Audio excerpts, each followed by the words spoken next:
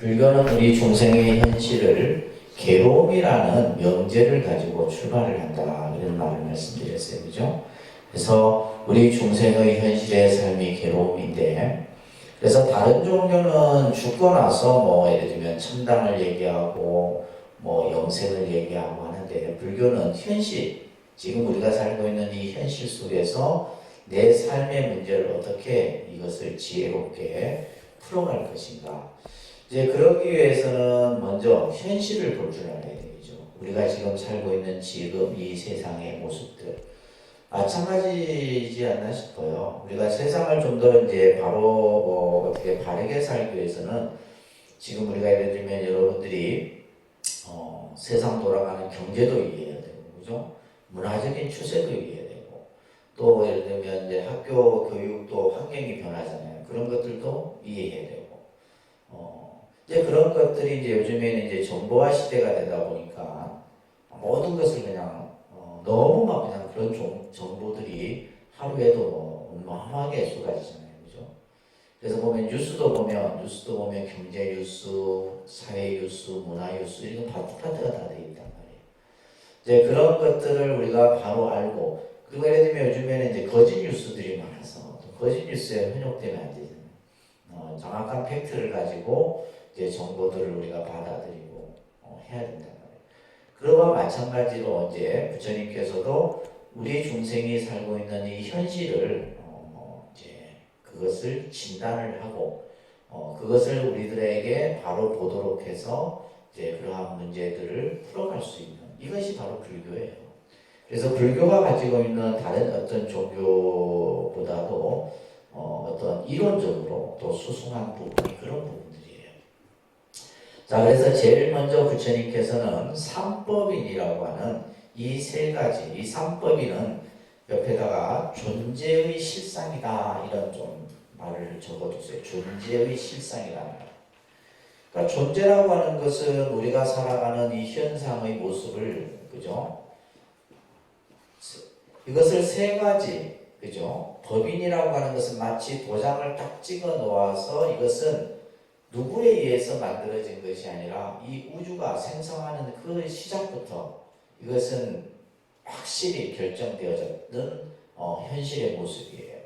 그래서 존재라고 하는 것은 이 세상에 존재하는 모든 것들, 이것에 대한 뭐예요? 실상이라는 말은 참 모습이다, 이런 뜻이에요. 존재의 실상이다. 그래서 이 존재의 이 참 모습을 세 가지로서 이제 부처님께서는 말씀을 한 거예요.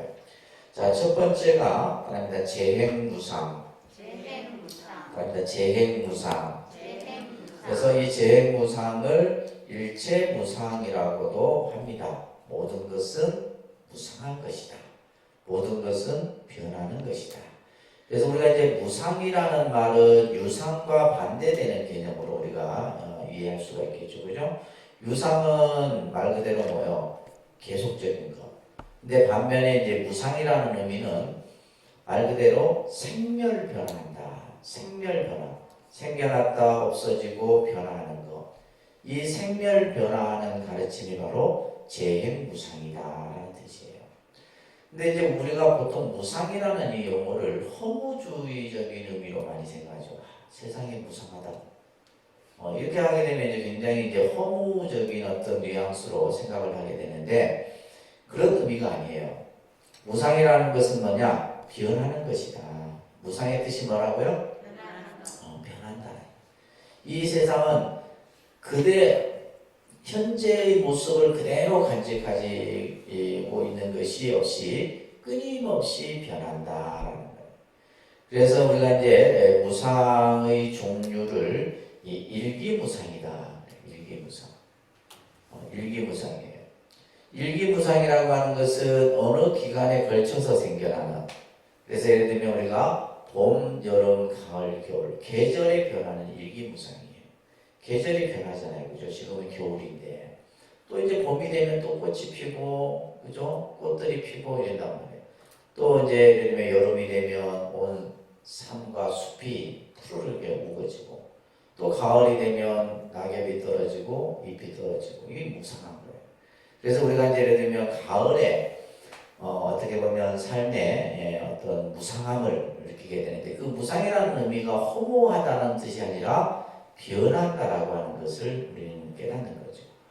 그 다음에 이제 찰나무상이라 해서 이 찰나무상은 순간순간 변하는 거죠. 순간순간. 예를 들면 우리 마음이 순간순간 변해요. 그죠? 마음은 변하는 겁니다. 아니, 예를 들면 우리가 이제 사람의 마음이 어찌 변하냐? 마음이 변하는 거예요. 마음이 어떻게 변하냐 하면 마음의 이 무상을 이렇게 설명을 합니다. 우리가 마음이라는 것이 딱 생겨. 이것을 생이라고 해요. 생. 마음이 딱 일어난다 이 말이에요.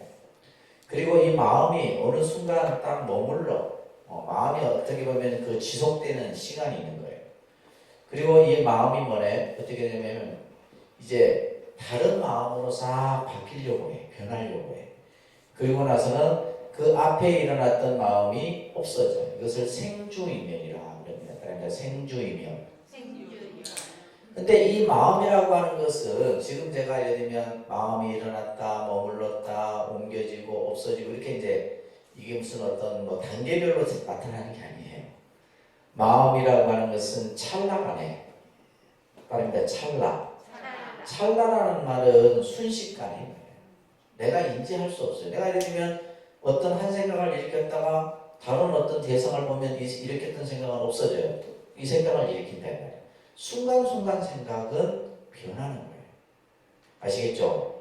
그러니까 마음이라고 하는 것은 시시각각 변한다 이런 얘기예요. 이것 또한 뭐다? 찰나무상에 속하는 거예요. 아시겠죠? 그래서 이 세상의 모든 것들은 다 변하는 것이다. 이게 이제 부처님께서는 보시는 거예요. 그래서 우리가 예를 들면 계절의 변화 속에서 느끼는 무상함 또는 뭐요? 이제 우리가 느끼는 무상함의 가장 큰 것은 바로 내가 사랑하는 가족의 임종을 느꼈을 때 무상함을 느끼죠. 그래서 우리가 예를 들면 여러분들 화장터나 이런 데 가보시면 결국 인간이 한 줌의 재로 돌아오잖아요. 아무것도 없는 그 한 줌의 재로 온 그 모습을 봤을 때 우리는 철저하게 무상함을 느낍니다. 그걸 안 느끼면 이상한 거지. 그리고 우리가 예를 들면 고대 유적들, 예를 들면 뭐 우리나라 세계에 뭐 그냥 그죠 엄청난 많은 유적들이 있잖아요. 그 유적들을 보면 화려했던 그러한 시절들이 있었단 말이에요. 근데 시간이 지나면서 없어지고 파괴되고 이러면서 이제 앙코르와트 사원이라든지 이런 거 앙코르와트 가보셨어요? 앙코르와트도 엄청난 화려했던 그 왕조 시대가 있었단 말이에요. 근데 지금은 그냥 그죠? 황폐해진 유적밖에 남아있지 않다. 이런 것들이 이제 전부 뭘 느끼게 하는 거예요? 무상의 모습이다라는 겁니다. 부처님께서는 우리 중생들은 이 모든 것들을 유상하다고 생각합니다. 유상. 다시 말해서 영원할 것이다 라고 생각하는 거예요. 뭐에 대해서? 재산이나 권력이나 자식이나 수명에 대해서. 그래서 어느 누구도 예를 들면 이것이 내가 가지고 있는 것은 영원히 내가 가지고 있을 거라 생각한다는 거예요. 누가 그렇게 생각한다는 거예요? 우리죠. 우리 어리석은 중생들은 그렇게 생각합니다. 그래서 부처님께서는 이 세상은 모든 것은 변하는 것이다. 그래서 부처님께서 무상설을 설한 첫 번째 이유가 바로 전도된 생각이다라는 이 전도된 생각이라는 말은 뭐냐면 뒤바뀌어진 생각을 전도된 생각이에요. 그러니까 예를 들면 이 세상은 무상한데 그죠? 우리 중생들은 자꾸 유상하다고 생각하는 거예요. 그래서 그 유상하다는 생각을 깨뜨리기 위해서 뭘 설했다? 무상을 설했다. 두 번째는 불교의 무상설은 감상주의나 허무주의가 아닙니다. 우리가 예를 들면 그러니까 무상하다 느끼는 이 마음이 감상적이고 허무주의적인 개념이 아니라 우리들로 하여금 올바른 인생관을 확립하기 위해서는 뭐가 필요하다는 거예요? 현실의 실상을 직시하는 것이 필요하다. 현실의 실상. 이게 가장 중요한 거예요. 우리가 살아가는데 지금 내가 처한 상황, 이 현실을 바로 볼 수 있는 이것을 부처님께서 우리 중생들로 하여금 깨닫도록 하기 위해서 무상설을 설했고, 한편으로는 무상하기 때문에 중생의 입장에서는 슬픈 일도 생겨요. 왜? 내가 가지고 있던 것이 어느 날 없어진다 이 말이에요. 부모가 내 곁을 떠나고 자식이 내 곁을 떠나고, 그죠? 내가 가지고 있던 재물이 어느 날 한순간 싹 없어져 버려요. 이건 무상한 거예요. 우리 중생의 입장에서는. 그렇지만은 또한 뭐다? 무상하기 때문에 뭐예요? 불행을 행복으로 돌릴 수 있는 거예요.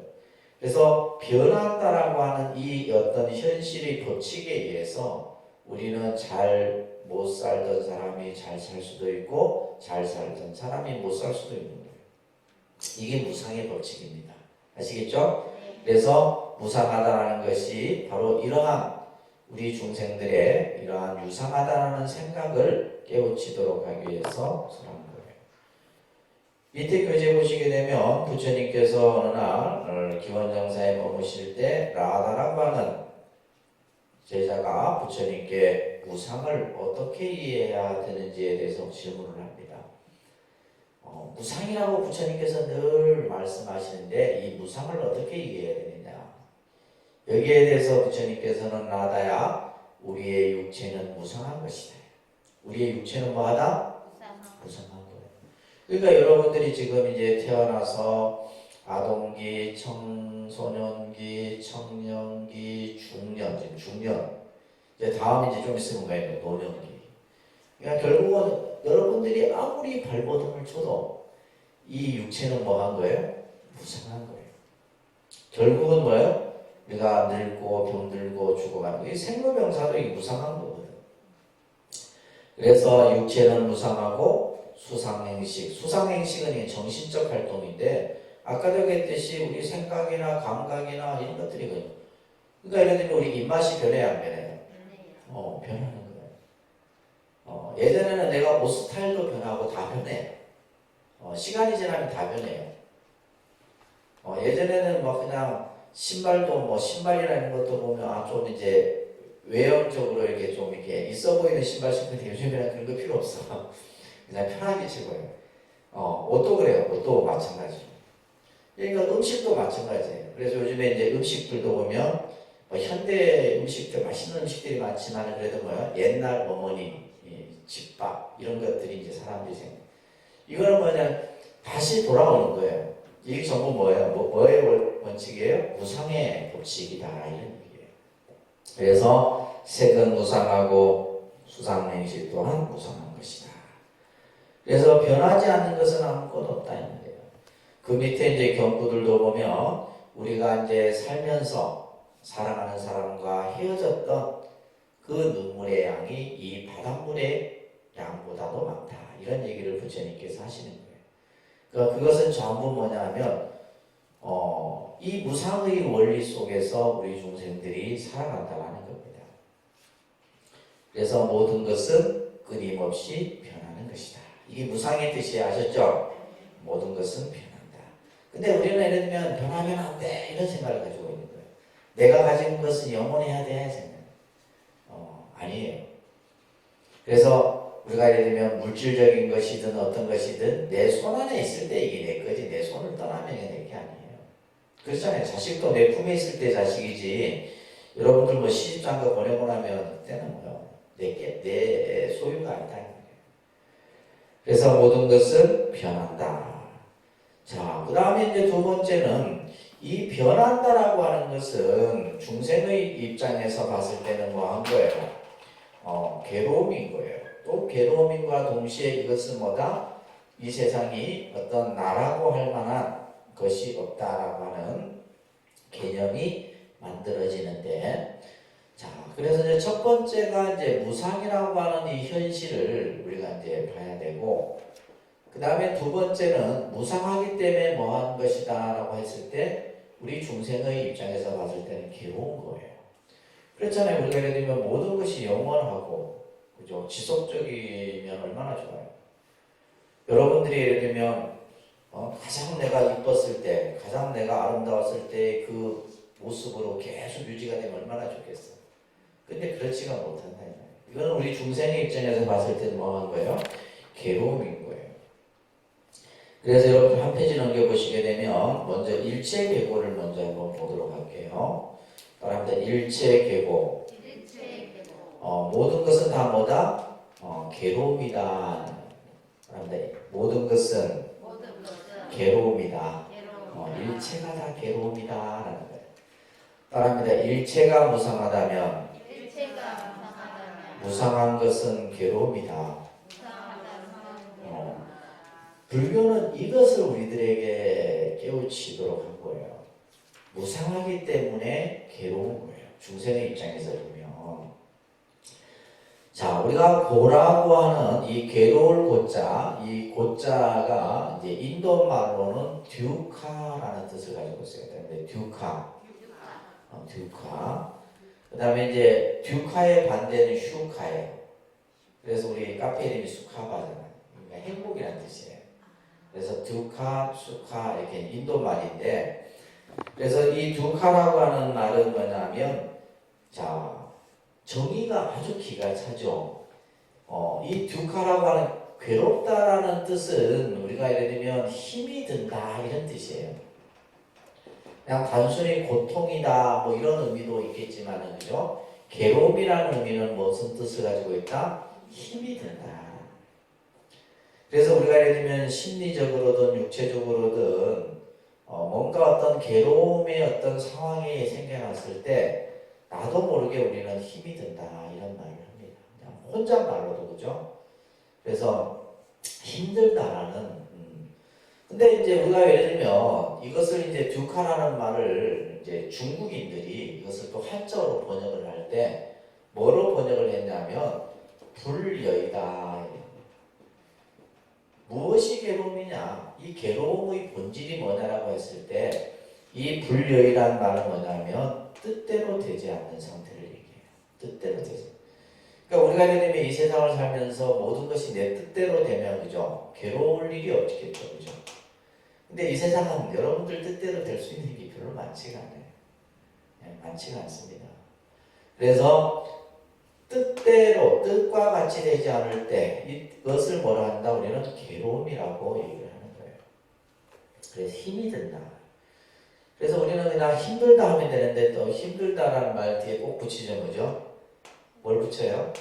힘들어 죽겠다. 힘들어 죽겠다는 말 꼭 붙입니다. 이게 그만큼 이제 뭐냐면 내가 심리적으로든 정신적으로든 고통의 상태인 거예요.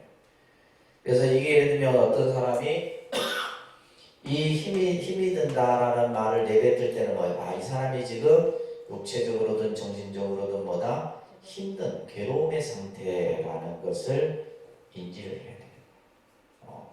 그래서 이 괴로움이라고 하는 용어를 우리가 통해서도 이 괴로움이라는 것이 어떤 것인가라는 것을 우리가 볼 수가 있는데, 자, 부처님께서는 이 괴로움의 종류를 육체적 괴로움, 감각, 그죠? 예를 들면 아프고 쑤시고 이런 것들. 그죠? 우리가 이제 나이가 들면 이 육체적 감각의 괴로움을 많이 느끼죠, 그죠? 팔다리가 쑤시고 아프다 이 말이에요. 이것은 육체적 감각의 괴로움이에요. 그 다음에 괴고라고 해서 파괴나 손실에 의해서 생기는 괴로움들이 있어요.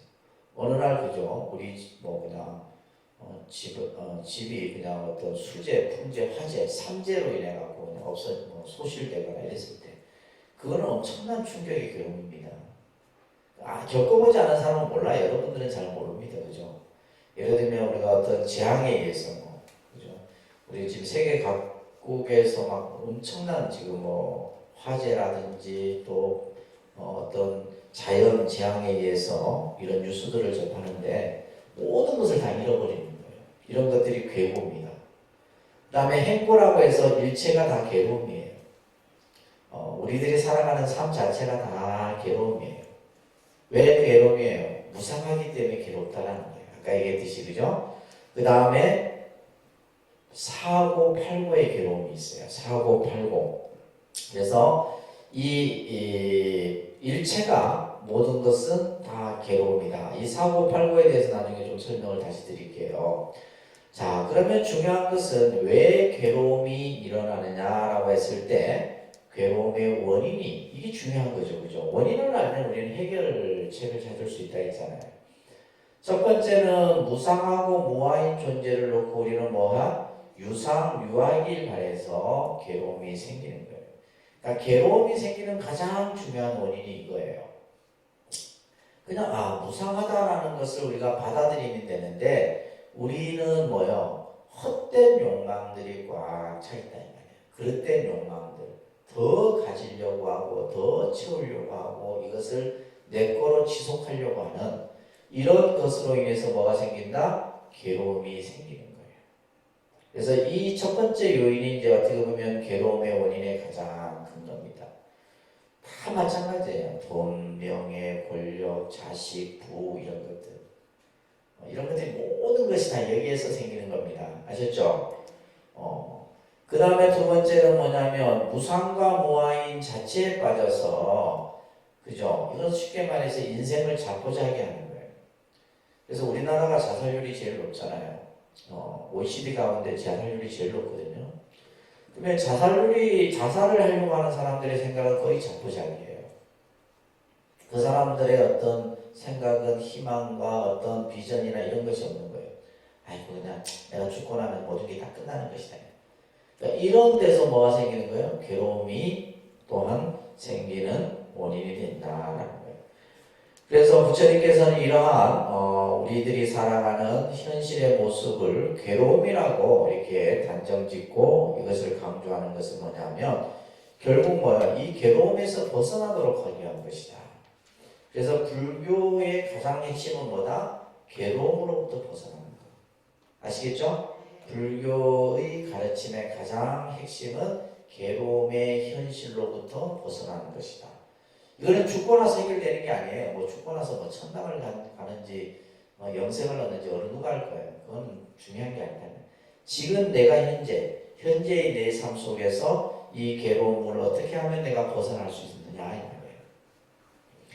자, 이러한 가르침을 설하기 위해서 이제 바로 이 일체가 괴로움이다. 괴롭기 때문에 이 괴로움이라고 하는 문제를 우리는 가지고 있기 때문에 부처님께서는 또한 뭐다? 그죠? 모든 것은 무아다라는 이 무아설을 설하셨어요. 이 무아의 개념은 굉장히 중요한 개념입니다. 이 불교의 교리에서 이 무아의 개념은 굉장히 중요한 교설이에요. 그러니까 예를 들면 무상이라든지 이 고에 대한 개념들은 인도 사상, 인도라는 나라가요. 지금도 뭐 이제 세계 강대국 속의 한 나라이기도 하지만 인도는 뭐요? 문명이 발생된 곳이에요. 인더스 문명이라고 하는 세계 4대 문명, 그죠? 그러다 보니까 이제 이 인도는 수많은 사상, 철학, 그 다음에 뭐 천문, 지리, 과학. 지금 이제 인도 같은 경우는 과학이 굉장히 발달되어 있죠. 그러니까 이제 나라 면적이 크고 가난한 사람들이 많기도 많지만은 또 엄청난 부를 이룬 사람이 더 많아요. 인구가 많다 보니까 인구가 한 11억 되다 보니까 그렇죠. 그런데 이제 인도라는 나라는 엄청난 이제 면적을 갖고 있다 보니까 그런 자원이라든지 이런 것들이 풍부하죠. 풍부합니다. 그래서 잠재력이 아주 강한 나라가 인도인데 인도는 특히 뭐 사상, 철학 이런 것들이 오래전부터 부처님이 출현하기 이전부터 이 인도 철학에 그래서 우리가 보통 이제 철학을 얘기할 때 서양 철학, 동양 철학을 얘기할 때 동양 철학 중에서도 인도 철학이 굉장히 중요해요. 우리는 보통 동양 철학하면 예를 들면 뭐 유교, 장자, 뭐 이렇게 이런 어떤 그 중국의 유학을 얘기하기도 하지만은 이것은 세계화가 되지 못했어. 근데 세계인들이 이 하나의 어떤 철학의 본주로 생각하는 학문이 인도 철학이에요. 그러니까 그 인도 철학에서 예를 들면 이런 무상이라든지 고해 문제라든지 윤회의 문제라든지 업에 대한 이런 얘기들이 이제 설해지는 겁니다. 그러니까 그것을 이제 불교가 받아들이기도 했고 그렇지만은 이 무아의 개념은 뭐냐면 불교의 독창적 교설이다. 이게 이제 중요한 핵심이에요. 그래서 앞으로 여러분들이 이제 무아라는 이 학설이 계속 이제 불교 교설 안에서 발전이 되게 돼요. 자, 앞으로 이제 와보셔서 이제 제법무화를 한번 볼게요. 제법무화. 따라합니다. 제법무화. 자, 이 제법무화설이 중요합니다. 제법이라는 것은 모든 것 혹은 모든 존재 이런 말을 해요. 제법이다, 일체법이다 이런 말을 하게 되는데, 자, 여기서 여러분들이 자, 요걸 하나 조금 더 우리가 이제 이 법이라는 용어를 불교에서 많이 씁니다. 이 법법자, 한자로는 법법자죠, 그죠? 근데 이제 이 법에는 첫 번째, 이 한자어는 다양한 뜻을 가지고 있어요. 그래서 한자가 어려운 이유 중에 하나가 그런 건데, 첫 번째가 법칙이나 규범의 뜻을 가지고 있죠, 그죠? 그래서 우리가 이제 모든 어떤 규범과 법칙에 사용되는 용어가 바로 법이에요. 법.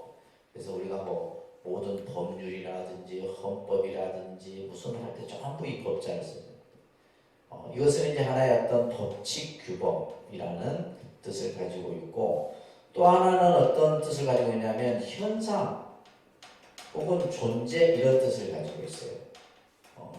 현상 존재라는. 그래서 이제 불교에서 예를 들면 지금 제법이다 이렇게 썼잖아요. 제자는 모든 제자예요. 모든 제자. 따라합니다. 제법. 모든 존재, 모든 현상 이런 뜻이에요. 그러니까 이게 이제 예를 들면 법칙으로 쓸 때도 있지만은 이 이제 쓰여지는 용어가 다르다. 법이라고 했을 때 모든 게 그냥 요 개념으로만 쓰여지는 것이 아니라 아까 재범무상 할 때도 그죠? 재행무상, 재범무상 이게 같은 의미예요. 그래서 이 제자와 같이 쓰여지는 것이 한자로는 일체라는 말이 있어요. 똑같은 말이죠. 모든 것이나 일체나 다 같은 의미예요. 따릅니다. 제법, 일체법. 이게 이제 이 용어들이 이제 우리가 많이 불교 용어에서 쓰여집니다. 제법이다, 일체법이다. 자, 그래서 이 지금 쓰여졌을 때 뭐요? 일체 현상과 일체 존재라는 의미에서 여기서 말하는 거예요. 그래서 모든 것 혹은 모든 존재는 자, 내가 아니다. 내가 아니다. 아가 아니다. 이런 뜻이에요. 무아라는 말은 그러니까 아가 아니라는 말은 나를 부정하는 것이 아니에요. 이건 이제 용어 그냥 단적으로 봤을 때 무아니까 뭐요? 내가 없다. 그죠? 나를 부정한다라는 의미로 보시면 안 돼요. 여기에서 어떤 중요한 핵심이 있냐면 실체. 나라고 할 만한 실체가 없다 이런 뜻이에요. 무아의 개념은 다릅니다. 무아는 나라고 할 만한 실체가 없다. 나를 그냥 부정하는 게 아닙니다. 근데 이제 인도 철학에서는 나를 인정해요. 내가 있다라고 인정을 합니다. 인도 사상에서는 나를 인정해요. 아트만이라고 하는데 이것을 나를 인정하는데 부처님께서는 나라고 할 만한 실체가 없다. 자, 이 말이 무슨 말인가를 조금 설명을 드릴게요. 나를 이루고 구성하는 것. 우리가 이제 나라고 했을 때 여러분들 자기 자신을 한번 보세요. 나를 구성하고 있는 것이 뭐냐? 나라고 하는 것을 구성하고 있는 것. 그래서 나를 구성하는 모든 그 이제 내가 뭘로 이루어졌냐? 여러분들 우리 나라고 했을 때 이것을 불교에서는 오온과 육군으로 이루어져 있다. 부처님께서는 이렇게 얘기했어요. 이게 한자로는 나자입니다. 나를 구성하고 있는 것이 뭐다? 오온, 따릅니다. 오온, 육군, 오온과 육군으로 이루어져 있어. 근데 이제 기본적으로 이제 여기 오온이 중요한 개념이 됐어요. 우리가 지난 시간에 제가 오온에 대해서 잠깐 설명했는데, 이 오온은 뭐냐면 육체적인 것과 플러스 정신적인 것을 포함하는 것이 오온이에요. 이것을 이제 우리가 아까 말합니다. 색수상행식. 이게 색수상행식이에요. 이제 처음 들으니까 여러분들 어색한데 이제 자꾸 듣다 보면 이제 뒤에 읽어요. 그래서 반야심경 공부할 때도 이걸 이해를 해야 돼요. 그래서 보면 이제 반야신경에 보면 무색성량, 미촉법, 무한계, 내지, 무의식계, 무무명 막 이런 데 발들이 있잖아요. 그죠? 그 기본이 되는 것이 오온이에요. 오온. 그래서 이 오온은 뭐다? 물질적, 육체적인 것은 물질적인 거예요. 물질적인 거. 나를 구성하고 있는 것은 물질적인 것과 그 다음에 정신적인 것인데 이 육구는 뭐냐 하면 따라합니다. 아니비설신의 따라합니다. 아니비설신의 그렇죠. 나에게는 뭐예요? 눈도 있고 귀도 있고 코도 있고 혀도 있고 그죠? 느낌도 있고 이런 것을 이제 육근이라고 해요. 어떤 인식 기관을 얘기하는 겁니다. 인식 기관. 그래서 나를 구성하고 있는 이 오온과 육군이 이제 이루어졌다고 보는데 나는 누구인가? 나는 무엇인가?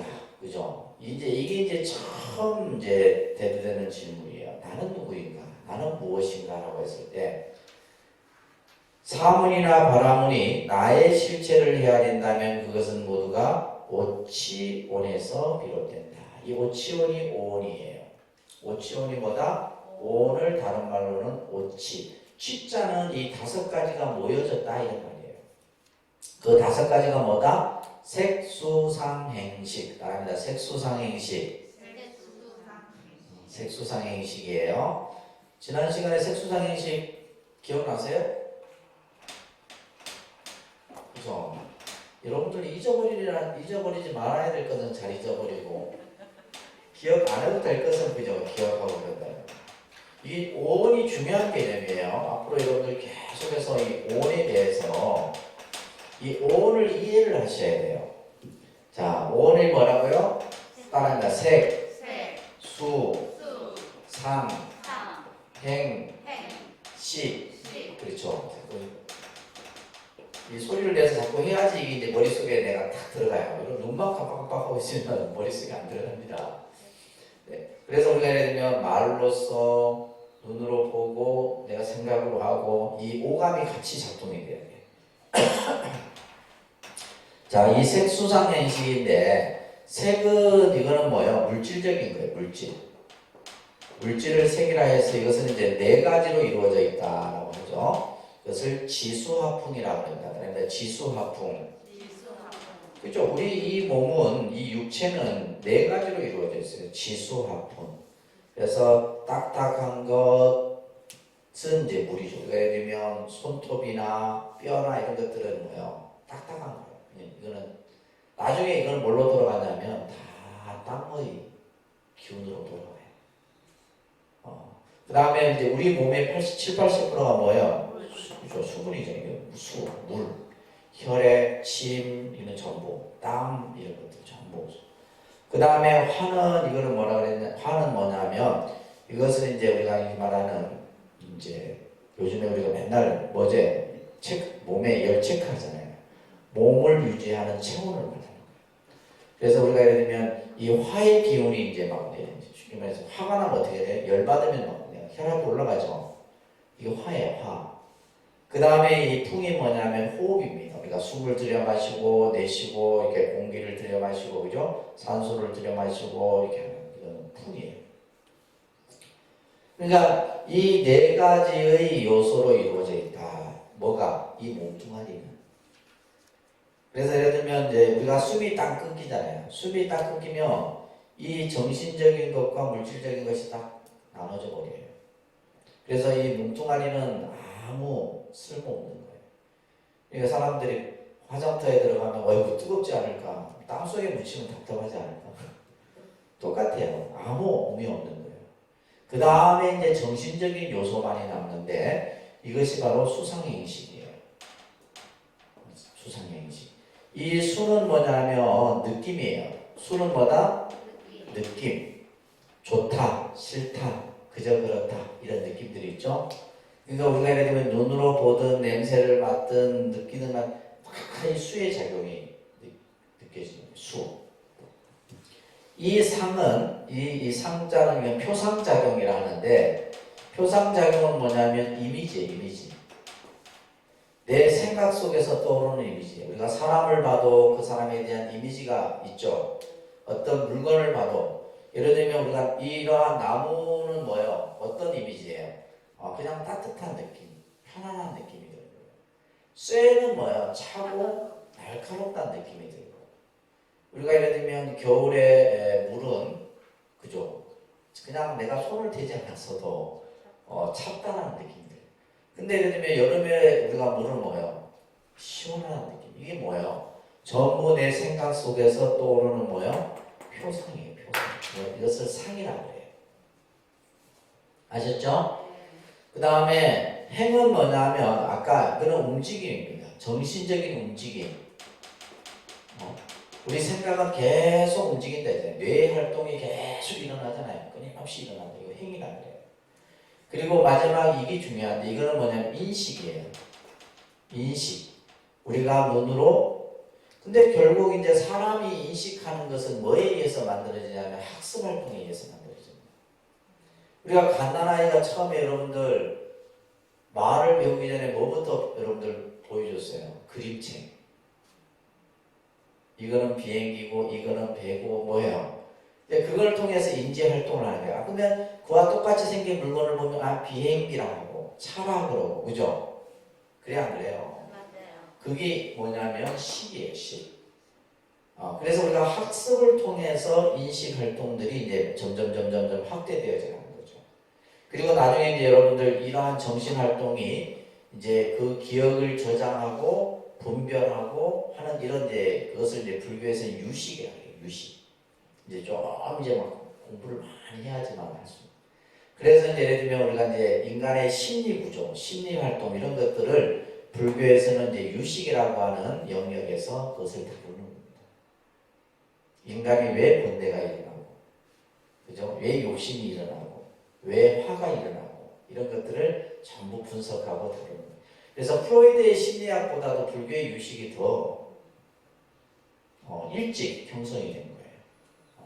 그래서 이런 지금 오온이라는 이런 개념들은 어디에서 만들어졌냐면 인도 철학에서, 인도 사상에서 먼저 만들어진 거예요. 그러니까 예를 들면 이제 수천 년 전에 이미 인도인들은 사람들을 그저 뭘로 물질과 정신으로 구분해서 정신 활동들이 이렇게 이루어지고 이런 것들을 전부 분석을 한 거예요. 이것을 이제 부처님께서는 그대로 뭐 한 거예요? 교리 이제 가르침 속에 이것을 다 수용한 거죠. 자, 그래서 나는 무엇이냐? 오온으로 이루어져 있는 것이 나다. 이렇게 이제 얘기를 하셨는데, 자, 그러면 이제 인간이 나라고 했을 때 이것이 이제 우리가 나라고 했을 때는 두 가지 성질을 가져야 된다라고 부처님은 얘기를 합니다. 첫째는 뭐요? 상일성을 가져야 된다. 뭘 가져야 된다? 상일성. 나는 처음부터 끝까지 나여야 돼요. 그런데 우리는 뭐요? 이 뭔가 마음이 늘 끊임없이 뭐예요? 변하잖아요. 그렇잖아요. 여러분들 지금 우리가 예를 들면 10년 전의 내 모습과 지금의 내 얼굴, 나 분명히 난데, 저도 이제 예전에 보면 이제 증명사진을 자주 찍었어요. 이제 증명사진을 이렇게 찍어놓은 거 지금도 다 있어요. 20대 사진, 30대 사진, 40대 사진, 사진들이 다 있는데, 그 사진을 보면, 이게 나였나? 완전히 얼굴이 바뀌어 있죠. 이거는 뭐예요? 상일성이 없다는 거예요.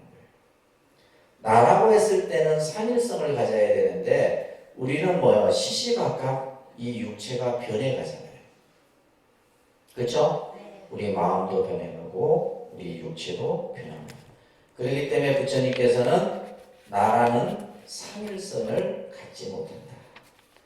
두 번째, 나라고 했을 때는 뭘 가져야 되냐? 주제성을 가져야 돼. 무슨 성? 주제성. 이 주제성이 뭐냐면 내가 내 마음대로 할 수 있어야 돼요. 내가 예를 들면 병들지 않아야 된다면 병이 안 들어야 돼요. 내가 늙고 싶지 않다면 늙지 않아야 돼요. 근데 여러분들이 가지고 있는 주제성이 있어요, 없어요? 내가 할 수 있는 게 아무것도 없는 거예요. 그냥 시간의 흐름 속에서 무상의 원리 속에서 나는 늙어가고 병들어가고 결국은 죽음이라는 것을 택하게 됩니다.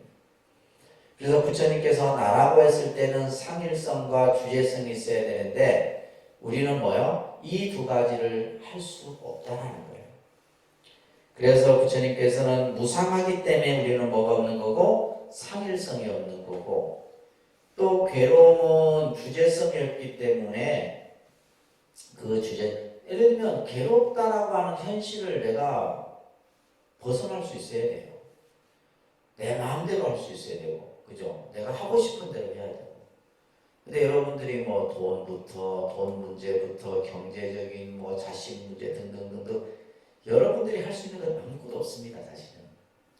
그러니까 이 내가 할 수 있는 것은 별로 없어요. 근데 뭐야? 내 주변의 인연 속에서 내가 그 속에서 뭔가 만들어져 가는 것은 할 수 있어도 내가 내 마음대로 할 수 있는 것은 그렇게 없다라는 거예요. 그렇잖아요. 여러분들이 뭐 자식을 여러분들 마음대로 하겠어. 내가 돈을 벌고 싶다 해서 돈이 착착 벌어지겠어요. 그죠? 그래서 이런 것들로 봤을 때 부처님께서는 나의 실체라고 할 만한 것이 없다. 이것이 바로 무아설의 이름이에요. 아시겠죠? 근데 우리는 끊임없이 나라는 것에 대해서 집착을 해요. 부처님께서는 분명히 무아라고 얘기를 했는데 우리는 뭐야? 내 생각, 내 고집, 내 자기 주장, 이거는 내 거. 그래서 여러분들 잘 보세요.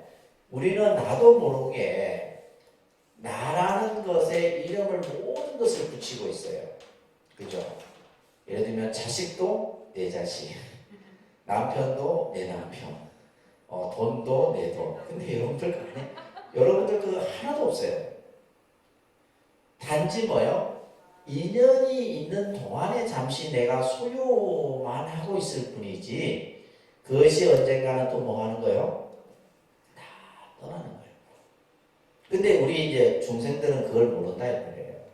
끊임없이 이제 내에 대한, 그래서 이제 우리가 이제 나중에 여러분들이 공부할 때 보면 아집이다, 아견이다, 아애다, 아상이다, 아만이다 이런 것들이 이제 전부 이 나라는 것을 고집해서 생기는 뭐예요? 번뇌들이에요. 번뇌들. 이걸 끊는 것이 불교에서는 뭐고? 수행이고. 이걸 끊어버리는 것이 수행이에요. 그래서 이제 제일 기본적인 개념이 바로 무하다라는 겁니다. 자, 그 밑에 보시면 부처님께서는 이렇게 얘기하셨어요. 눈이 만일 나라면, 이 말은 뭐예요? 우리는 내 눈이라 하잖아요. 내 눈, 내 코, 내 입, 내 몸뚱아리 이렇게 얘기한다. 눈이 만일 나라면 핍박에 괴로움에 받을 까닭이 없고 이 말이에요. 이리저리 내가 하는 대로 할 수 있어야 된다. 그러니까 여러분들 눈이 나이가 들어서 눈이 침침해져 보면 안 된다 이 말이에요. 내가 내 마음대로 할 수 있어야 되는데 내 눈이라 하지만 내 눈을 내가 내 마음대로 할 수 없다는 거예요. 눈은 내가 아니기 때문에 핍박에 괴로움을 받고 이리저리 원하는 대로 할 수가 없다. 귀, 코, 또 그죠? 코, 혀, 몸, 의지 또한 그와 같은 것. 내 몸뚱아리 여러분들 내 마음대로 할 수 있어요? 내 몸뚱아리나 해서 여러분들 내 마음대로 할 수 있냐면 이게 내게 아니라는 거예요. 아시겠어요? 우리는 이 4대 육신이 그냥 이것을 우리가 먹이고 유지하고 갖고 가는 것 뿐이에요. 결국에 이거는 어떻게 돼요? 없어져야 되는 거잖아요. 그죠? 뭐 땅에 묻히든 화상만 하든 결국 없어져야 될 존재인 거예요. 근데 이제 우리는 아까 얘기했듯이 나라는 이 생각을 가지고 모든 번뇌를 일으키는 거예요. 그래서 우리들은 내가 아닌 것에 뭐라 생각하고 나의 실체가 집착하는 거예요. 이것이 마치 내 거다라는 이름을 붙인 거예요. 그래서 모든 것에 여러분들은 내 거라는 이름을 붙인 거예요. 내 게 아닙니다. 내 게 아니에요. 근데 중요한 사실은 내 게 아니다 생각했을 땐 여러분들이 자유로울 수가 있어. 저도 마찬가지예요. 이게 예를 들면 뭐 독립선언하고 지금 독립선언이 가지고 있는 땅이 얼마나 비싼 땅이에요. 내 거라는 생각을 가지면 제가 아무것도 못하겠죠. 근데 저는 처음부터 이게 내 거라는 생각을 가졌어. 그러니까 내가 그냥 다 예를 들면 기부해버리고 다 그냥 기증해버리고 해버리는 게 뭐예요? 그냥 사는 동안 내가 살다 가는 거지. 뭐 죽고 나서 누가 하는 거 무슨 소용이 있어요? 아무 소용없는 거예요. 그러니까 중요한 것은 부처님께서 늘 말씀하시듯이 한 생각 딱 놓아버리면 내가 집착과 모든 것에서 놓아질 수가 있는 거예요. 그래서 내가 아닌 것에 우리는 뭐다? 나의 실체로 집착해서 이것으로 인해서 뭐가 생기는 거예요? 아집이라고 해요. 그러니까 아집. 여러분들에게 제일 무서운 병이 이 아집병입니다. 알겠어요? 전부 나라고 하는 이 틀 속에 다 가다 나옵니다. 이 아집으로 인해서 뭐가 생겨요? 대립과 분열과 괴로움이 생기는 거예요. 그래서 우리가 괴로움이 생기는 원인이 뭐다? 결국 그래서 부처님께서는 집착이다라고 얘기하는 거예요. 괴로움의 원인이 뭐 때문에 생긴다고요? 그렇죠. 이론적으로는 이해가 되는데 왜 이걸 알면서도 우리는 뭐예요? 못하는 거예요. 왜 그래요? 알면서도 못하는 건 뭐 때문이에요? 어리석기 때문이에요. 스스로 여러분들 똑똑하다 잘하다 생각하는데 천만의 말씀이에요.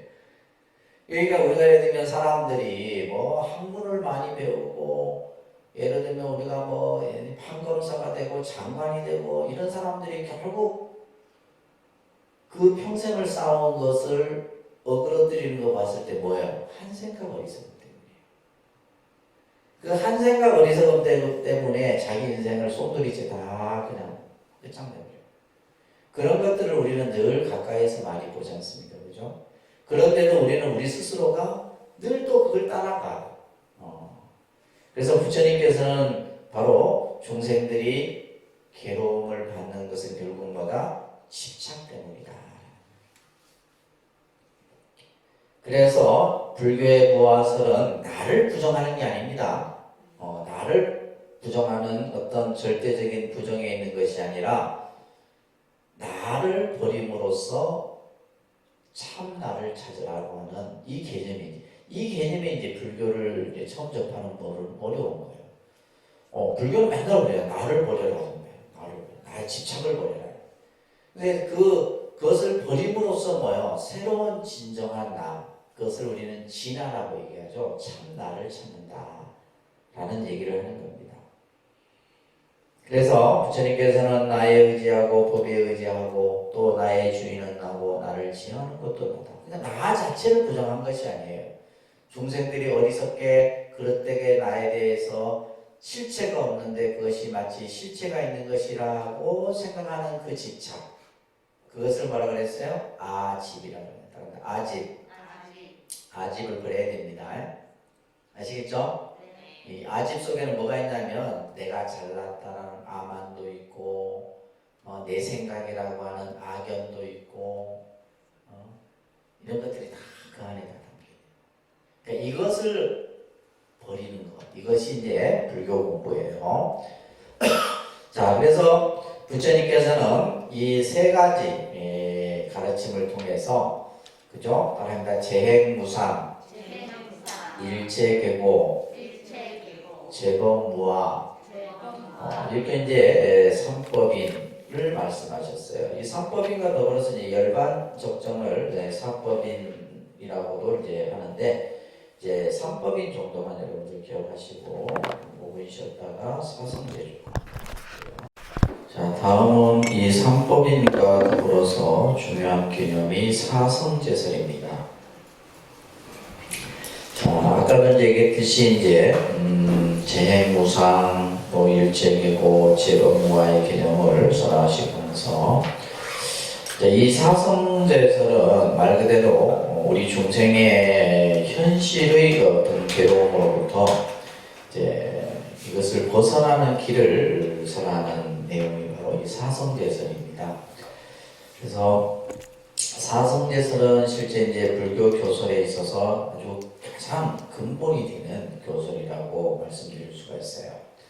그래서 모든 것이 괴로움이라면 그 괴로움은 무엇이고 괴로움을 없앨 수 있는 그러한 길과 방법을 설해 놓은 것이 바로 사성제다.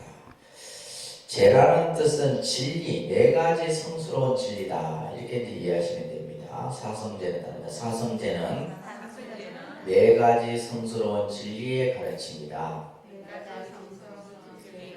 자, 사성제를 이제 이렇게 성스러운 진리의 가르침이다. 경전에 보면 네 가지 성제가 있으니, 따릅니다. 네 가지 성제가 있으니, 어떤 것이 네 가지인가? 괴로움, 괴로움의 집, 괴로움의 멸, 괴로움의 멸에 이르는 도의 네 가지 성제가 그것이다. 까지 못 따라하시죠? 자, 그래서 이것을 고진멸도다 이렇게 얘기를 합니다. 이걸 꼭 기억하세요. 그러니까 고진멸도, 네 가지 성스러운 길이 바로 고진멸도라고 하는 이 네 가지를 지금 부처님께서 설하신 거예요. 자, 그래서 이제 앞에서도 계속 말씀드렸듯이 이 괴로움이라고 하는 그죠? 이 괴로움의 이 문제를 불교는 어떻게 하면 해결할 것인가? 이것으로부터 어떻게 하면 우리 중생들이 벗어날 것인가에 대한 문제예요. 그래서 그 원인을 이제 아까도 얘기했듯이 이것은 이제 뭐냐면 과가 되는 거죠. 괴로움의 결과입니다. 결과. 우리 중생에 나타나는 현실적인 모습이 바로 괴로움인 거예요. 그러면 그 괴로움에는 반드시 뭐가 있겠다? 원인이 있을 것이다. 그죠? 그래서 그 괴로움의 원인은 뭐다? 집착이다. 괴로움의 원인은 뭐라고요? 집착이에요. 그래서 여러분들이 살면서 어떠한 괴로운 문제가 생겼을 때 그 괴로움은 99.9%가 집착으로 인해서 생기는 거예요. 집착으로 인해서 만들어지는 겁니다. 자, 그러면 이제 이 집착으로부터 벗어나는 길, 이게 바로 뭐냐 하면 이게 이제 도성제라고 하는 길이에요. 이것을 이제 우리가 보겠지만은 불교에서는 이것을 팔정도다라고 합니다. 팔정도. 괴로움으로부터 벗어나는 네 가지 바른 길이 있다는 거예요. 그리고 그 괴로움으로 벗어나서 마지막 우리가 당도하는 이거는 또 이제 과가 되는 겁니다. 과가 되고 이것은 인이 되어져서 이것을 이제 우리는 이제 흔히 열반이다, 열반, 해탈 이런 데 말을 쓰는 거예요. 그래서 이것은 이제 우리가 어떻게 보면 이제 의사가 아픈 환자를 이렇게 치료를 하기 전에 그 병의 원인을 무엇인지를 알아야 되고, 그죠? 그러니까 예를 들면 우리가 아픈 상태에서 의사를 찾아갈 거 아니에요. 어떤 아픈. 그러면 그 아픈 원인이 뭐냐? 그것이 이제 그 원인을 찾을 것이고, 그러면 그 병을 치료하는 뭐가 있을 거예요? 길이 있을 것이다. 이 말이에요. 그러면 그 병을 치료하는 우리가 이제 치료 방법을 잘 따르면 어떻게 돼요? 병으로부터 벗어날 수 있는 거예요. 이게 이제 이 사성제는 불교에서 이제 상담학에 있어서도 이 원리가 적용이 돼요. 우리가 예를 들면 이제 상담을 하는 사람이 결국 그 어떤 자신이 안고 있는 문제, 그래서 그 상담을 하는 그죠? 상담사가 카운셀러가 이제 그에 대해서 이제 진단을 내려주고, 그죠? 또 그것에 대한 방법을 내려주고, 그리고 났을 때 이제 결국 그 문제를 해결할 수 있는 것처럼 불교에서의 어떤 상담 분야 쪽에서도 이 이제 사성제의 원리가 서려지게 되고, 그래서 모든 근본 우리 부처님의 교설은 이 고진멸도라고 하는 네 가지의 가르침으로부터 서려집니다. 자, 먼저 그래서 모든 교설은 사성제로 집약된다 이렇게 얘기를 하는 거예요. 부처님께서 모든 교설은 사성제로 집약된다. 그래서 불교의 교설의 핵심은 뭐다? 사성제다. 이렇게 이해를 하셔도 됩니다. 아셨죠? 네. 부처님의 모든 교설의 핵심은 뭐다? 사성제다. 라는 거예요. 자, 첫 번째 어떤 것이 고성제냐, 어떤 것이 이제 고에 대해서 이제 얘기를 하는 거예요. 그죠? 어떤 것이 고성제입니까? 따라합니다. 생로병사는 고다. 그죠? 우리가 태어나고 늙고 병들고 죽는 것. 이것이 이제 근본 괴로움이라는 거예요. 근본. 이 생로병사는 누구나 다 똑같이 겪는 거예요. 뭐 누구는 많이 겪고 누구는 적게 겪고 없습니다. 누구나 다 이 생로병사라고 하는 네 가지의 괴로움, 이것을 사고라고 해요. 사고. 그죠? 네 가지 괴로움이다. 그 다음에 이제 뒤에 나오는 네 가지는 많이 겪는 사람도 있고 적게 겪는 사람이 있어요. 이것은 그 사람이 가지고 있는 그죠? 복력에 따라서 달라져요. 첫 번째는 원증해고라고 해야 됩니다. 원증해고. 한문으로 되어 있는데, 그러니까 원증해고. 원증해고는 무슨 의미냐 하면 원수가 외나무 다리에서 만나는 괴로움이에요. 우리가 살다 보면 이런 일을 꼭 겪습니다. 그러니까 이제 우리가 살면서 서로 인간관계에서 좋은 인간관계를 맺고 살아야 되는데 우리가 이제 살다 보면 안 좋은 그런 관계를 만나게 되는데 반드시 만나게 돼요. 원수는 반드시 만납니다. 좋은 인연도 반드시 만나지만은 원수도 뭐요? 반드시 만나요. 근데 그 고통 또한 그죠? 만나서는 안 되는 인연인데 꼭 만나게 돼요. 꼭 만나게 됩니다. 그것을 원증해보라. 그 다음에 이제 두 번째는 애별이고입니다. 그런데 애별이고, 이거는 이제 사랑하는 사람이 이별하는 고통이에요. 부모 자식의 이별, 부부의 이별, 그죠? 이런 것은 이제 그 고통의 그 겪는 기한에 따라서 달라지는 거죠, 그죠? 애별이고, 사랑하는 사람이 서로 이별하는 고통. 그렇지만은 누구나가 또 이 과정 고통을 겪게 되는 겁니다. 그죠? 그 다음에 이제 세 번째가 중요한 거예요. 그러니까 구부듣고. 구부듣고라는 말은 구하고자 해도 얻지 못하는 고통이에요. 자, 이거는 이제 쉽게 여러분들이 이해할 수가 있는데 어떤 사람은 하는 일마다 잘 되는 사람이 있어요. 주위에 그런 사람 있죠? 이 사람은 막 그냥 땅만 사면 막 땅값이 오르고 막 아파트만 사면 아파트값이 오르고. 근데 어떤 사람은 하는 쪽쪽 망하는 사람이 있어요. 그렇죠? 하는 쪽쪽 망해. 그러니까 이게 뭐냐면 구하고자 해도 얻지 못하는 고통이에요. 어떤 사람은 구하고자 해도 뭐요? 자기가 하는 일마다 다 맞아요. 아까도 이건 뭐 때문이에요? 각자가 가지고 있는 동력에 따라서 나타나는 거예요. 그래서 이 구부득고라고 하는 이것 또한 우리가 이제 살아가는 현실에서 사람들이 겪게 되는데, 그러니까 여러분들이 이제 기도 열심히 하고 복을 많이 지으면 내 생각대로 되는 거예요. 이 참 희한하거든요. 내 생각대로 생각할 일편대로 내가 하게 되면 그것이 반드시 뭐야? 좋은 결과들이 만들어지는 거예요. 그런 것들이 있습니다. 그런 것들이 있어요. 그 다음에 이제 원증해고 오온송고라해서 이것은 색소상행식이 그죠? 아까 오온이 서로 지성하는. 이건 어떻게 보면 이제 우리가 어떤 감정의 충돌이나 정서적 충돌이나 또 육체적인 충돌로 인해서 생기는 그런 고통들이에요. 자, 이런 것 예를 들면 우리가 이제 요즘 이제 현대인들이 뭐 스트레스 많이 받고 우울증을 많이 겪고 자살률이 높아지고 이런 것들이 이제 이런 것도. 뭐 어떤 사람은 그냥 아주 낙천주의로 잘 사는 사람이 없어도 이거는 물질의 문제가 아니라 어떤 그죠 아까 얘기했듯이 정신적인, 육체적인 이런 것에 의해서 서로 뭐예요? 충돌을 하는 거죠. 자기 감정을 스스로 컨트롤하지 못하고 다스리지 못하고 함에 의해서 생겨나는 괴로움들이에요. 자, 이런 것들이 바로 고성제다, 괴로움이다. 그래서 이제 불교는 사실 84,000 괴로움이 있다. 부처님께서 우리 중생에게 생겨나는 괴로움이 몇 가지가 있다? 84,000가지가. 전부 그 말은 무슨 말이냐면 84,000가지 수를 센 것이 아니라 일체가 다 괴로움이다. 아까 우리가 이제 삼법인에서도 그런 얘기를 했잖아요. 그죠? 일체가 다 괴로움이다.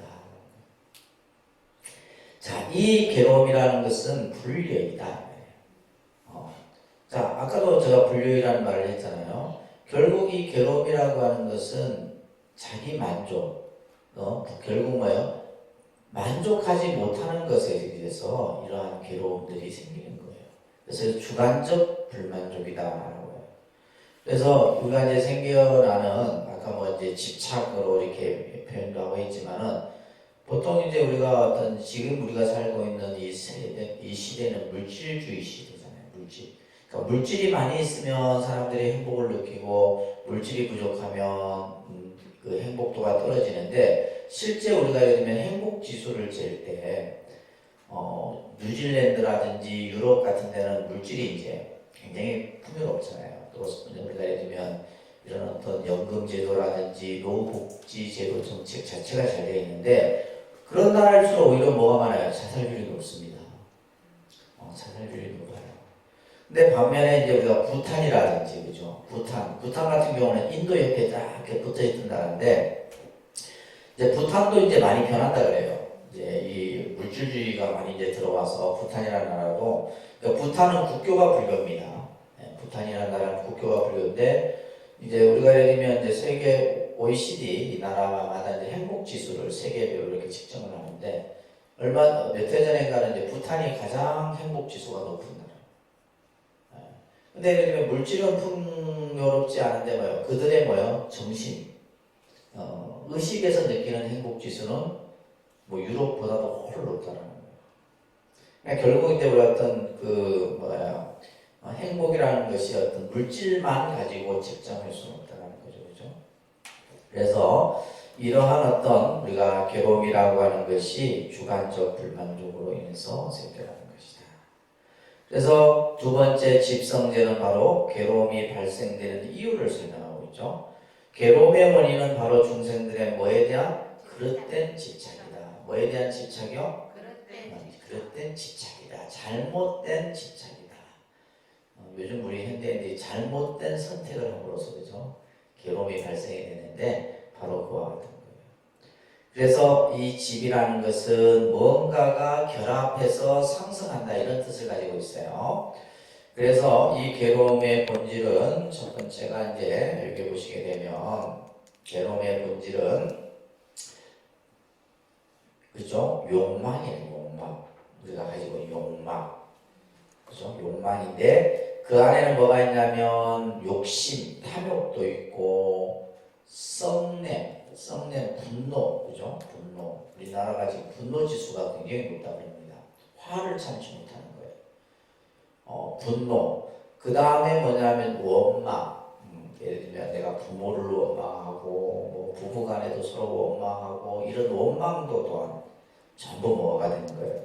괴로움의 본질이 되는 거예요. 아시겠죠?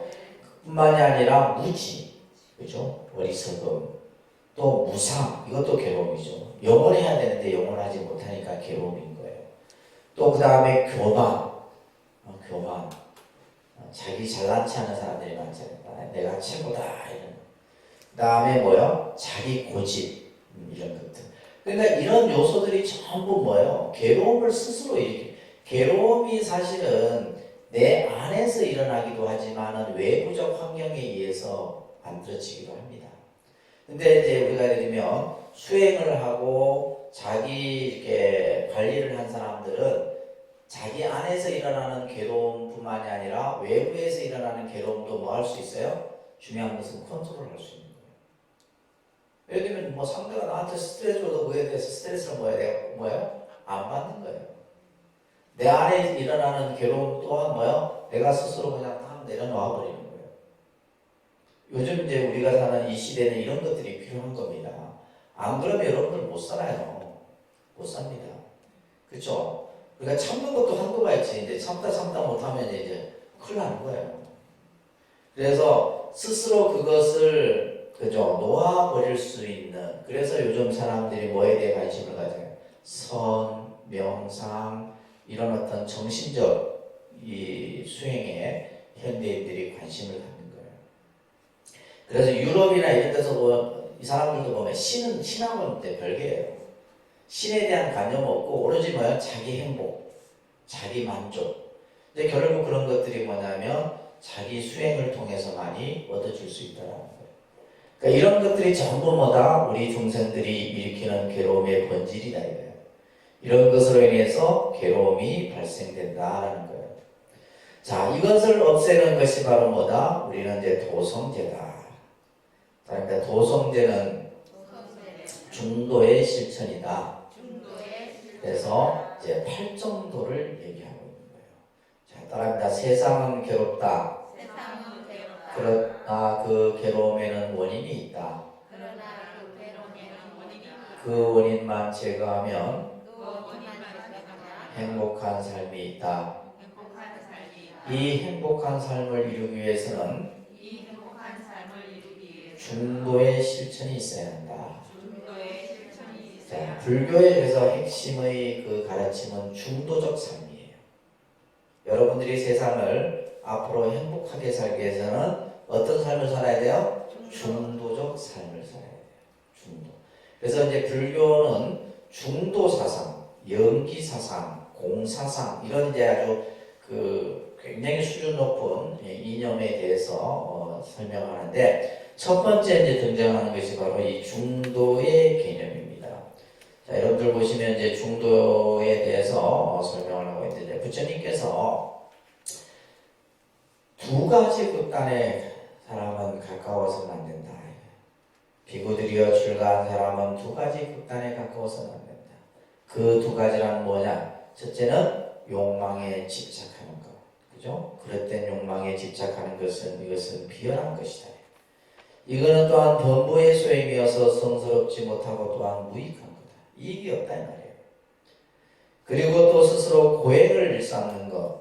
스스로 막 자기 학대를 하고 자기 집착을 하고 그죠? 이렇게 하는 것은 다만 괴로울 뿐 그것 또한 성스럽지 못하고 무익하다.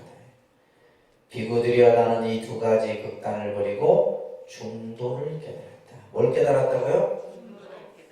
부처님이 깨달으신 진리가 바로 뭐다? 중도다 이런 얘기예요. 이 중도를 이제 다음 시간에는 연기다라고 설명을 할 거예요. 부처님은 연기를 깨달았다. 연기는 곧 뭐다? 중도다. 중도를 깨달았다. 같은 말이에요. 근데 이제 조금씩 이제 불교가 이제 얘기해요. 여러분들의 생각을 이렇게 쭉쭉쭉 펼쳐나가요. 부처님이 깨달으신 진리는 중도예요. 그 중도는 연기다 이런 얘기예요. 자, 그것은 눈을 뜨게 하고, 그죠? 우리가 그냥 까만 어둠 속에 있는데 마치 그냥 눈이 환하게 밝은 것처럼 눈을 뜨게 하고 지혜를 생기게 하고 적정과 정지와 등각과 열반에 도움이 된다. 비구들이여 그러면 깨달은 바 눈을 뜨게 하고 지혜를 생기게 하고 적정과 정지와 열반에 도움이 되는 중도란 무엇인가? 그것은 성스러운 팔지의 도다. 그러니까 어떤 것이 바로 중도냐 이 말이에요. 그래서 우리가 예를 들면 중도를 이렇게 생각하면 안 됩니다. 이쪽과 저쪽이 있는데 이쪽 저쪽의 중간의 개념이 아니에요. 불교의 중도는 중간의 개념이 아닙니다. 양쪽을 봐버린 거예요. 다 버려버린 거예요. 이게 중도예요. 이쪽과 우리가 예를 들면 중간의 개념하고는 중도의 개념하고는 다릅니다. 예를 들면 우리가 보수가 있고 진보가 있는데 보수 조금 가지고 보수의 이념 조금 가지고 예를 들면 진보의 이념 가지고 해서 중도 보수다 뭐 이런 정치인들이 말하는데 불교에서 말하는 중도의 개념은 아니에요. 뭐냐? 보수 진보를 다 던져버리는 거예요. 이게 중도예요. 어느 한쪽에도 치우치지 않는 겁니다. 아시겠죠? 그래서 이 중도 사상이 불교에서 굉장히 중요한 거예요. 그러니까 이제 불교에서 이 중도라는 말이 너무 중요한 개념인데 정치인들이 이제 그걸 갖다가 이제 뭐 중도 보수다, 중도 진보다 뭐 이런 말을 쓰는 건데 적합하지 않는 용어죠 사실은. 자, 그러면 그 팔지의 도가 뭐냐? 첫 번째가 따라합니다. 이거 외우셔야 돼요. 이거는 중요한 겁니다. 그죠? 따라합니다. 정경, 정사, 정어, 정업, 정명, 정정진, 정령, 정정. 자, 이 8가지예요. 이것을 하나하나 설명할 텐데, 자, 이것은 눈을 뜨게 하고 지혜를 생기게 하고 적정과 정지와 등각과 열반에 도움이 된다. 부처님 당시 때 포사라국의 왕이 파세다니 왕이 연회를 베풀었어요. 이때 이제 이 연회 자리에서 이 세상에서 가장 제일 즐거운 것이 뭘까? 이런 이제 주제를 가지고 이제 왕부터 시작해서 신하들까지 이제 이렇게 토론이 벌어졌어요.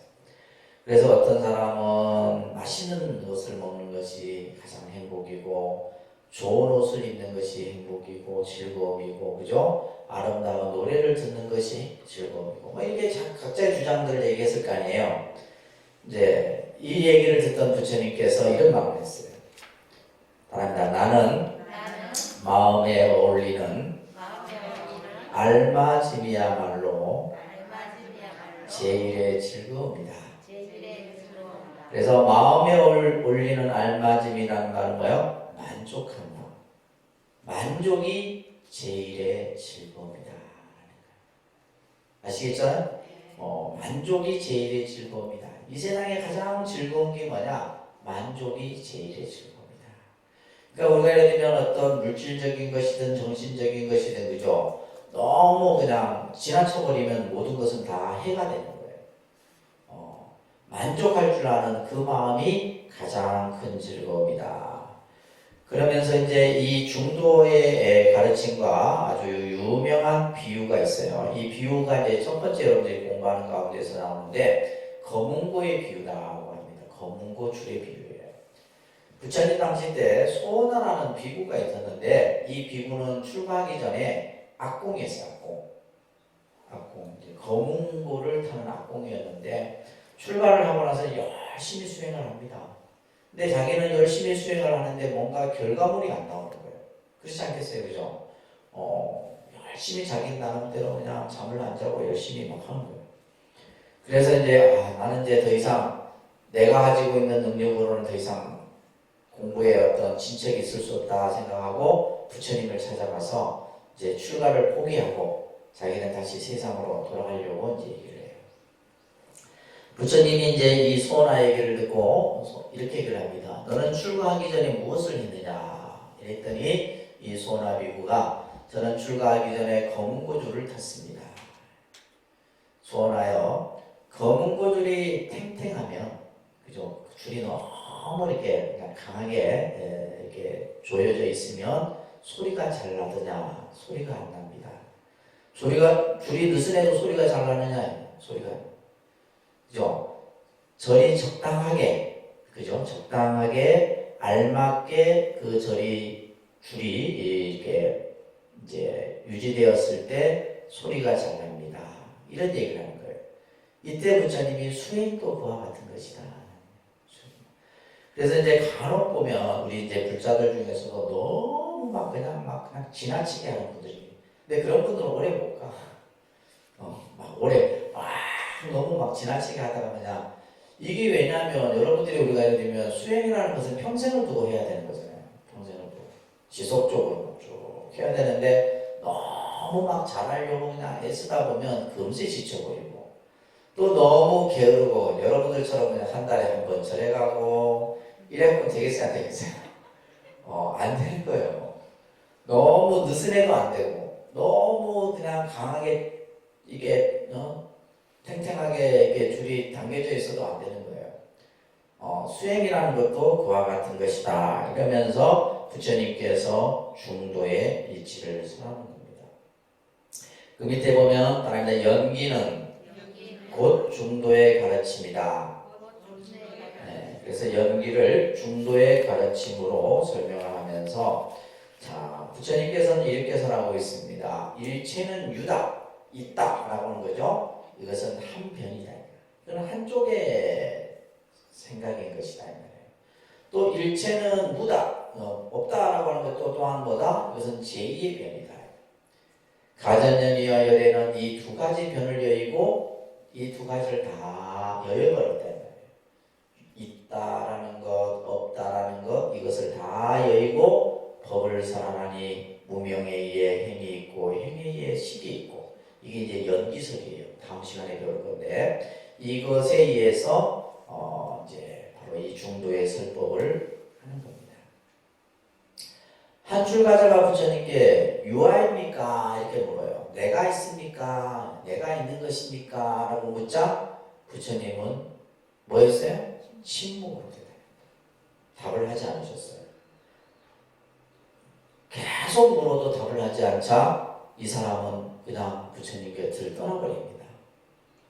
그리고 나서 아난이라는 제자가 그 이유를 부처님께 물어요. 부처님이시여, 이제 묻자 부처님께서는 이렇게 얘기를 하죠. 만일 내가 그 사람에게 유하라고 한다면, 내가 있다라고 한다면 그는 뭐요? 내가 있다라는 견해만 더할 뿐이다. 부처님이 그래 있다라고 얘기했어.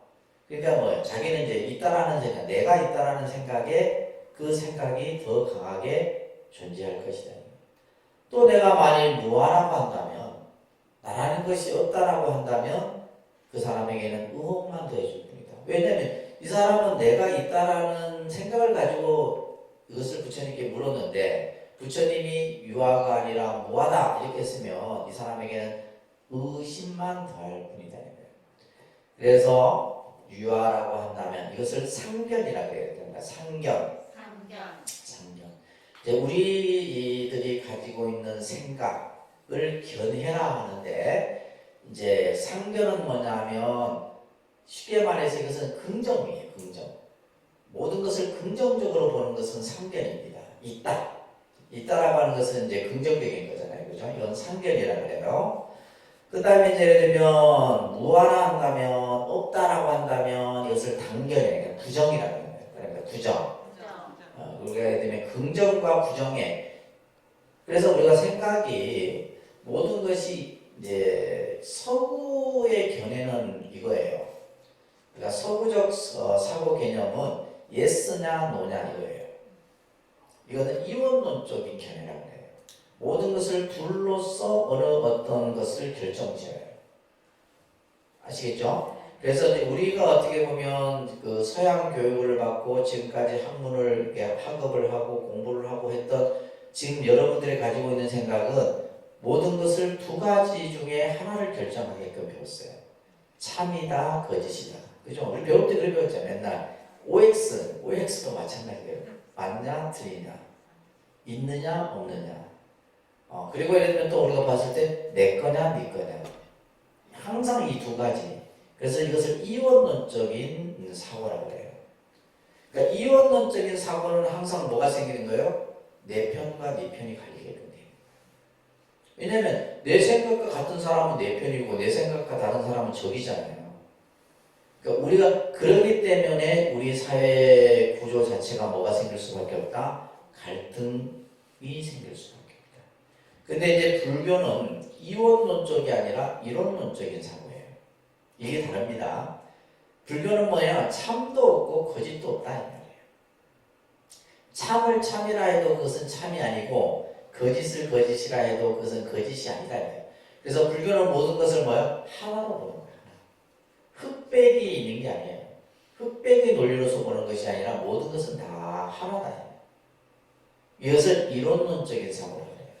그래서 이제 우리가 이제 사회에 많은 인류학자나 또 이렇게 이제 학문을 하는 사람들이 불교라는 사상이 가지고 있는 높은 점을 이런 데서 찾는 거예요. 모든 것은 참이다, 거짓이다, 옳고 그름으로서 판단하는데 불교의 사고는 뭐다? 모든 것을 하나. 이게 바로 뭐다? 중도예요.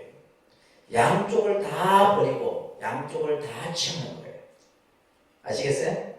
양쪽을 다 버리고 양쪽. 그러니까 그 안에서는 뭐냐면 갈등도 없고 시비도 없고 분별이 없는 거예요. 무엇이 맞고 무엇이 틀리고 이게 없습니다. 알겠어요? 내 관점에서 봐서 우리는 맞다 틀리다라고 하는 것이 그것이 맞다라고 틀리다는 거. 예를 들면 이제 우리 절집안에서도 마찬가지예요. 사람들이 보면 이제 절에 좀 오래 다닌 사람들이 보면 이런 얘기해요. 그거는 맞고 이건 틀리고 내가 볼 때 맞고 틀리고 하나도 없어. 그 생각을 갖는 자체가 뭐냐면 우리는 뭐예요? 우리가 배워왔던 학습 자체가 그렇게 만들어버린 거예요. 자기 판단 기준에 봤을 때 이것은 맞은 것이고 이건 틀린 거예요. 근데 제3자가 봤을 때는 맞을 수도 있고 틀릴 수도 있는 거예요. 무슨 말인지 아시겠어요? 그러니까 여러분들이 이제 뭐 부부 간에 어떤 대화를 하든 자식 간에 하든 내 견해를 가지고 자꾸 기준점을 잡으려고 하지 말라는 거예요. 그러하게 되면 뭐냐면 자기 생각, 자기 주장으로 인해서 뭐요? 서로 근데 그 의견의 폭이 안 좁혀지지. 그럴 때는 뭐요? 이것을 다 놓아버리고 백지 상태에서 딱 볼 수 있어야 되는데 그런 것들이 안 되는 거예요. 그래서 우리가 서양의 학문은 이론론적인 사고라 하고 불교의 사고는 뭐다? 이론론적인 사고예요. 아셨죠? 그래서 이제 우리가 보면 이제 불교에서 이런 막 큰 스님들 본문에도 보면 참을 참이라 해도 참이 아니고 거짓을 거짓이라 해도 거짓이 아니고 뭐 이런 설법들이 있는 거예요. 그래서 이것이 바로 뭐다? 중도예요, 중도. 그래서 상견과 단견, 그죠? 있다라는 생각, 없다라는 생각을 다 여야 돼요. 그래서 열에는 이 두 가지 이변을 여의고 중에 의해서 법을 설하니 그것은 바로 연기다. 이런 얘기를 하는 거예요. 첫 번째가 정견입니다. 그러니까 정견. 이게 제일 중요한 거예요. 여러분들이 불교를 공부하는 목적, 정견을 세우게 하는 거예요. 바른 견해를. 그러니까 예를 들면 견해가 발라야 되지. 그러니까 우리가 예를 들면 뭐 지금 이제 정치도 마찬가지예요. 뭐 보수, 진보, 뭐 필요 없어요. 자기 견해 속에 그냥 자기 견해만 오로지 옳다고 주장하잖아. 자기 견해만 옳다고 주장하는 거예요. 그러니까 이제 늘 갈등이 생길 수밖에 없는 우리가 인간의 삶의 구조입니다. 정견이라고 하는 것은 치우치지 않는 거예요. 생각이 딱, 그죠? 어느 한쪽에 치우치지 않고 중의 입장에서 보는 견해, 바른 견해라 그래요. 이것을 우리는 이제 바른 안목이라고도 합니다. 일반적으로. 그래서 이제 세상을 바로 봐야 된다 이 말이에요. 그죠? 우리가 예를 들면 불교라는 종교를 믿기 전에 불교를 바로 볼 수 있어야 돼요. 그게 공부하는 목적인 거예요. 그래서 제일 중요한 것은 뭐다? 정견이다. 바른 견해를 가져야 돼요. 그러면 우리가 어떤 것이 바른 견해냐? 부처님께서 아까 말씀하셨죠? 이 세상은 무상한 것이고 괴로움이고 무아이다라고 볼 수 있는 견해를 가져야 돼요. 이 견해를 갖지 못하면 항상 우리는 뭐예요? 생각이 어느 한쪽에 치우쳐. 그래서 바른 견해를 갖는 것. 이게 이제 불교 공부의 첫 출발점입니다. 그리고 났을 때 뭐예요? 정사, 바르게 생각하는 거예요. 견해가 세워졌을 때 그 생각이 바로워질 수 있는 것이지, 견해 자체가 내가 어느 한쪽에 치우쳐버리면 바른 생각을 할 수가 없는 거죠. 그죠? 바르게 생각하고, 바른 생각 속에 뭐예요? 바른 언어가 나오는 거예요. 그리고 정업, 바른 행위가 행해지게 되고 정명, 바른 생활이 이루어지는 거예요. 그러면서 정정진, 바른 노력, 그죠? 정당한 노력을 통해서 그리고 나서 뭐예요? 정념, 정념이라는 것은 생각이 바른 생각을 유지하는 거예요. 정념. 그 다음에 마지막이 뭐예요? 정정이에요. 마음이, 그죠? 안정되고 통일되고 모든 것이 다 어떠한 마음이 흔들림이 없는 정정의 상태. 그래서 이제 이 불교 공부는 정견에서부터 정정에 이르는 단계예요. 이제 부처님께서 이제 초기에 말씀하셨던 이 팔정도, 이것을 팔정도 수행이라고 합니다. 팔정도의 수행인데 정견으로부터 어디까지? 정정에 이르는 이 8가지가 바로 수행의 기본이 된다. 이 8가지가 바로 뭐예요? 이 괴로움을 없애는 8가지의 수행이 되는 거예요. 예를 들면 우리가 이제 아까도 얘기했잖아요. 이 우리가 중생이 갖는 이런 어떤 집착이다, 어떤 여러 가지 괴로움이라고 하는 것은 결국 뭐냐면 정견이 세워지지 못하기 때문에 생기는 거고, 마지막에 정정의 단계를 우리가 갖추지 못하기 때문에 일어나는 거예요. 그랬을 때 이제 마지막에 이제 멸성제, 모든 것이 다 이제 번뇌가 소멸된 멸의 상태를 이룰 수 있는 겁니다. 부처님께서는 먼저 해가 뜨기 전에 밝음이 비추듯이 괴로움의 사라짐에는 정견이 나다. 그죠? 우리가 괴로움을 없애기 위해서는 항상 세상을 바로 보는 안목이 필요한 거예요. 근데 우리는 뭐예요? 남의 말에 혹하고 남의 정보에 혹하고 이러잖아요. 바른 견해가 세워져야 돼요. 아셨죠? 바른 견해. 그리고 나서 정사 내지 정정을 일으켜 마지막에는 뭐다? 마음의 해탈이 있게 된다. 마음의 해탈. 이게 이제 우리가 추구하고자 하는 깨달음이고, 그죠? 이것이 바로 열반이고, 마음의 해탈이고 뭐가 되는 거예요? 부처가 되는 길이다. 이렇게 아주 간단 명료하게 불교의 교설들이 쓰여지는 겁니다. 그래서 오늘 아주 중요한 공부하셨어요. 사함법인 사성제의 이러한 말씀들이 앞으로 이제 불교 공부를 하는데 기본 토대가 되는 내용이다라고 정리를 하시면 됩니다. 그래서 다음 시간에는 이제 연기법을 해서 여러분들이